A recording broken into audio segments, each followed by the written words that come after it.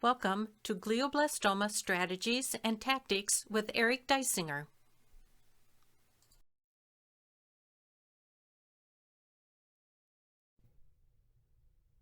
Hi everyone and welcome back to my channel. In this video we're going to be discussing research. Well, I will give my experience when performing research and things I've run into, things I found helpful, and things to be wary of. So, why do we do research? Well, research basically gives us information to hopefully fight this disease in the best way possible and increase our chances for survival. And research usually has us ending up looking into studies. Now, why do we look at studies? Well, I looked at studies because they were the foundation for me developing my strategy. As I said in another video, I expanded on the cusp9 strategy to fight this disease.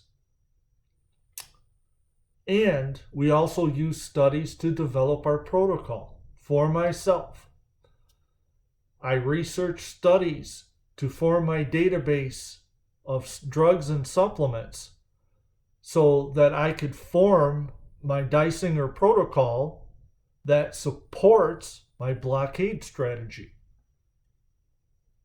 So that's why I use studies. And the next question is, well, what constitutes a study?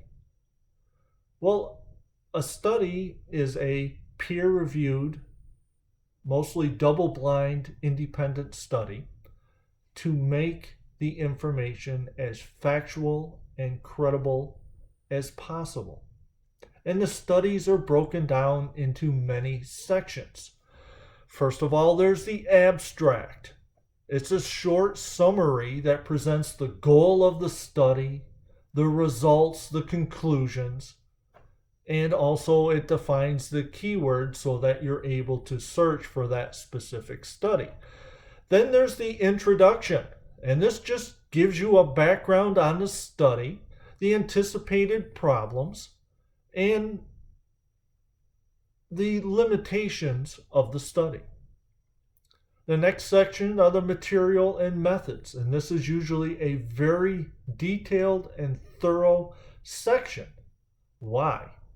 Because if someone wanted to reduplicate the experiment at a future time to validate the results, they have all the materials and methodologies listed to be able to reduplicate this.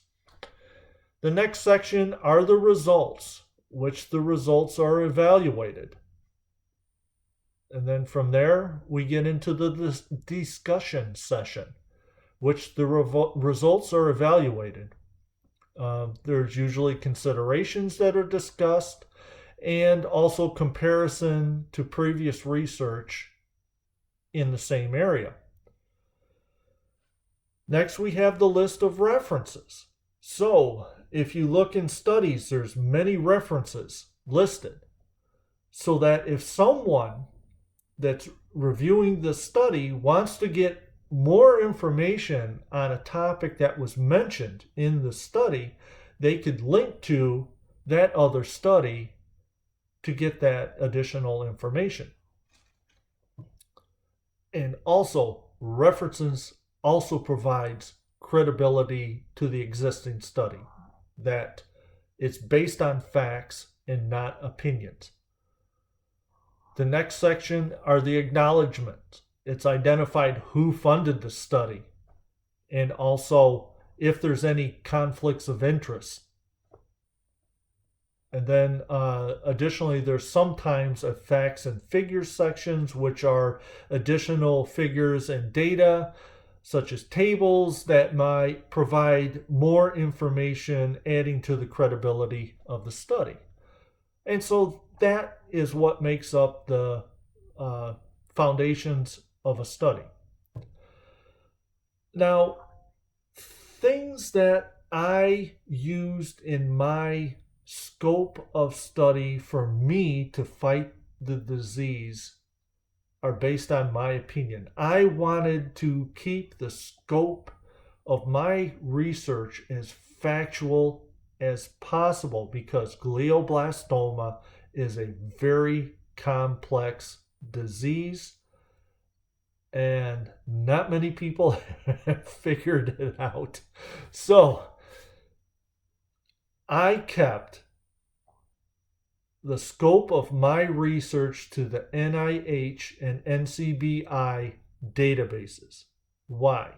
These are peer reviewed by doctors before they are allowed to be submitted to these databases. This gives them a lot of credibility against other pieces of information. These studies should have the following links to PMID and PMCID. What are these links? These are links to the abstracts of the study. Now, these links should also link to abstracts in the NIH or NCBI database. You don't want anything going external. I want to keep everything within the scope of peer-reviewed knowledge. The next is the DOI ID. This links to the actual article. Again, this should be linked to the NCBI or NIH database. Now, there is foreign research out there. There are other countries that are doing their own research, and that's fine and great. Some of that is applied for to the NIH and NCBI databases, but not all of it is. So I would approach that with caution, because depending on the country, you don't know if it's peer-reviewed or not. So, the other thing, I am not a fan of Google Scholar. I do not consider that a credible source for doing research. Why? Because not everything in Google Scholar is peer-reviewed. Doctors can put dissertations there, which is great, but it's usually not reviewed, not double-blind studies, and so on. So I ignored using Google Scholar. Most importantly, look for references to other studies on the NCBI or NIH database. As I said above, there is a list of references in the study. I wanted to use studies that only linked to those two databases so that all the information was contained in these two, which I felt would have been as factual as possible in my fight of this disease. Finally, the other thing I suggest is searching for the appropriate type of cancer you're trying to fight. In this aspect, we're all talking about glioblastoma. I don't know for sure if all cancers are the same, that they operate in the same fashion, that they have the same pathways, that they're up and down regulated in the same fashion, which is exactly why I never entertained using strategies and protocols that were developed for, say, lung cancer and trying to use those for glioblastoma. Because I would have to first figure out what was being done in this strategy for lung cancer and then try to translate that into glioblastoma terms. That was too much of a hurdle. It was easier for me to just say, keep the scope within glioblastoma and move on. Okay. So those are my rules and restrictions for what I do research. And there's things to be wary of when doing research.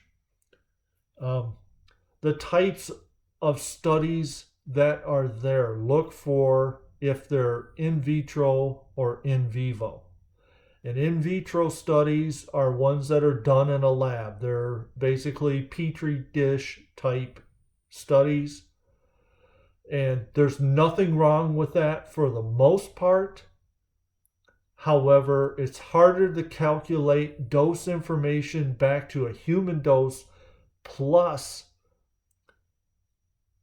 there can be differences in results from in the lab to in animals, which are in vivo. In vivo means they're tested in animals. An example of this is quercetin, which I don't recommend people take. Why? Because up until a certain year, there was only in vitro studies done in the lab, and they showed anti-cancer properties, which was great. People embraced that. They were in studies and articles until they started to test it in animals. Then they found that if the dose was not correct, it was actually pro-tumorous. It grew the tumor in mice. And there is an NCBI study on this, which I will post a link to in the references page at the end of this video so that you can review it. And from my perspective, I suggest avoiding this. Why? Because if a drug has controversy, whether good or bad, argued either way, I'm just going to avoid it. There's plenty of other drugs and supplements out there that attack the same pathways and system that quercetin does, that I can just move on from that. So that's my reasoning there. The other is beware of clickbait articles. Ones that doctors in such and such country has cured glioblastoma. Please read for more information. And then you try to read the article and you find out the information in the article has nothing to do with the headline. The headline was just put there so you could click and have that site gain whatever advertising money they were trying to get. I hate those. So, and the next thing to watch out for are opinion pieces. And these are usually articles with no author that try to describe the purpose or the function of a study. You know, it's the study may be factual, provided that there's links to the actual study in the NIH or NCBI article. But again, you are reading an article that is someone's opinion based on a study of facts. So it's very similar to like your major news networks out there where an incident happens and then you have a bunch of anchors throughout the day give their take on what those facts say and how they affect you.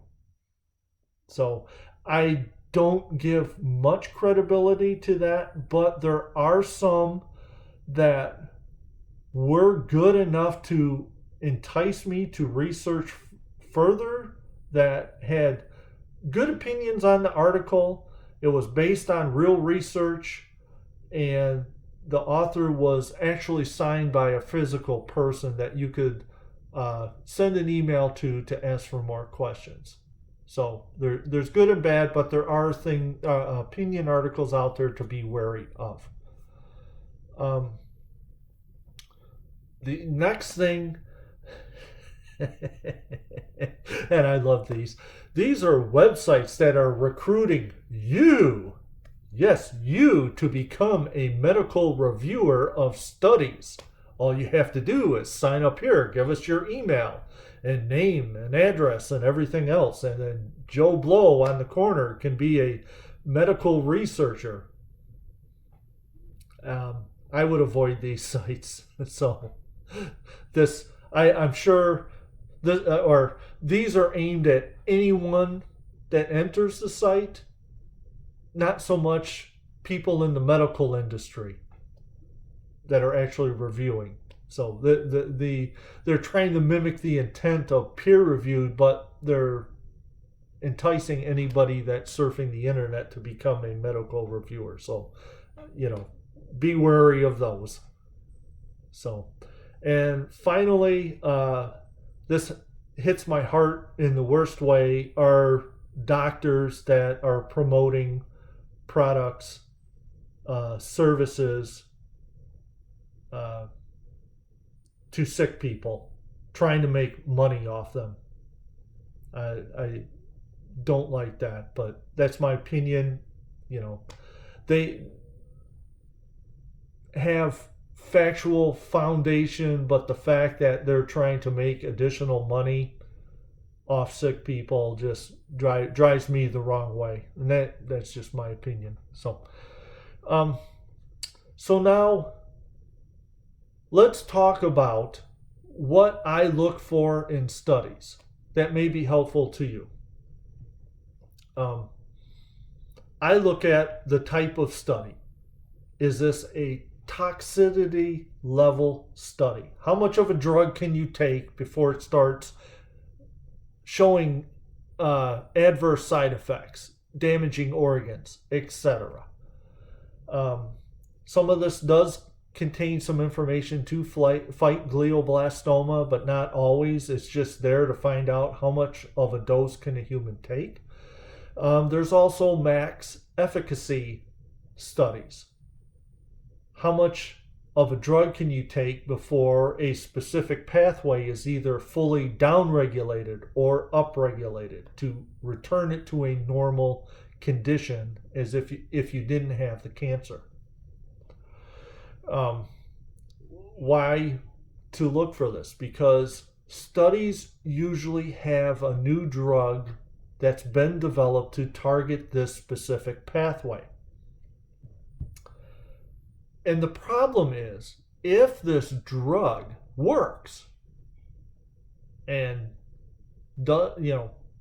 performs everything, you still are going to have to wait for the drug to go through the approval process. But if you look at the pathways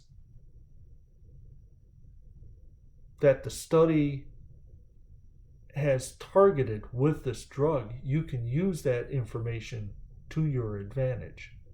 Why? Because you can research to see if any existing drugs on the market, i.e. already gone through the approval process, attack that same pathway, as well as supplements. The other thing is to get the dose information or concentration information from the study, especially if it's in vivo, like tested in an animal. There's pretty good correlation to calculating that into a human dose that you can use. Why is that important? Because if the study has really good results, for example, they're developing a drug that controls inflammation in glioblastoma, and it's targeting the NF-kappa beta pathway, which is the big one. So to look for things that target the NF-kappa beta pathway, and that it took 50 micromolars to fully downregulate the NF-kappa beta pathway to nothing, and inflammation ceased in this glioblastoma study.